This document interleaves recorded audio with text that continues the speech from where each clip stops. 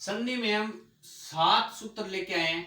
7 सूत्र क्या कहता है भाई, स के बाद तय वर्ग होता है, यानी ये स और इसके बाद क्या होना चाहिए भैया, तय वर्ग। क्या, तय वर्ग, यानी स के बाद तय वर्ग होता है तो क्या भैया, ष्टुत्व संधि नहीं होती। ष्टुत्व संधि कौन सा सूत्र करता है, स्तो ष्टुना ष्टु करता है ष्टुत्व संधि, ठीक है। तो ये अगर स के बाद तय वर्ग होगा तो ष्टुत्व संधि नहीं होगी। तो ये उदाहरण है इसके दो, ये देख लो, पहले उदाहरण के माध्यम से समझ लो थोड़ा। क्या है भैया, प्रश्न, ये सिद्धि बनाई यहाँ पे, प्रश्न क्या आ गया, स आ गया, स के बाद क्या है, न, तो न वर्ण है, वो कौन से वर्ग का है भैया, तय वर्ग का है, इसलिए यहाँ पे ष्टुत्व संधि नहीं हुई, जैसा का जैसा था वैसा का वैसा लिख दिया, ठीक है। उसी प्रकार विष्णा बन गया, विष धन ना, स आ गया, स के बाद तय वर्ग आ गया, तय वर्ग का न आ गया, इस कारण यहाँ पे विष्णा का विष्णा हो गया। फिर बात करूंगा ष्टुत्व संधि की, बात करूंगा मैं। ष्टुत्व संधि कहते हैं कि स या तय वर्ग का क्या हो जाता है भैया, स या तय वर्ग के साथ मेल होता है, यानी स या तय वर्ग के बाद स, ठीक है, और तय वर्ग के साथ मेल हो तो इस स के स्थान पर स, इस स के स्थान पर ये वाला स हो जाता है, ठीक है, ध्यान रखना, ठीक है। फिर तय वर्ग के स्थान पर क्या हो जाता है भैया, तय वर्ग हो जाता है, ये बात याद रखना। क्या कहता है नियम, इस सकार के स्थान पर तो ये सकार हो जाता है, और तय वर्ग के स्थान पर क्या हो जाता है भैया, तय वर्ग हो जाता है, ठीक, ये हो जाता है बदले में, ठीक।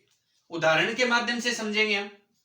रामस धन षष्ठ आ गया, रामस में ये सकार आ गया, ठीक है, वर्ग का, और मेल किसके साथ, तो स या तय वर्ग के साथ होना चाहिए, तो स या तय वर्ग के साथ मेल है, तो क्या हो जाएगा भैया, जो ये है ना, इसके स्थान पर क्या हो जाएगा, इसके स्थान पर ये हो जाएगा, ये वाला स्कार, ये वाला इसके स्थान पर ये हो जाएगा, तो रामस षष्ठ बन गया, ठीक है। रामस ये स था, इसके स्थान पर ये स्कार कर दिया, ठीक है, रामस षष्ठ बन गया, ठीक है। रामस टिकेते भी इसी प्रकार बनेगा, ये स आ गया, ये क्या आ गया भैया, तय वर्ग आ गया, ठीक है।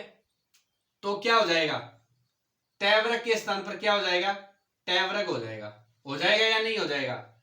तो यहाँ पे तय वर्ग है, इसके साथ मेल हो रहा है, तो अगर अपन इधर लाएंगे, इधर करेंगे तो क्या होगा, तो इस सकार के स्थान पर कौन सा सकार हो जाएगा, ये वाला सकार हो जाएगा, तो रामस षष्ठा बन गया, रामस टिकेते बन गया।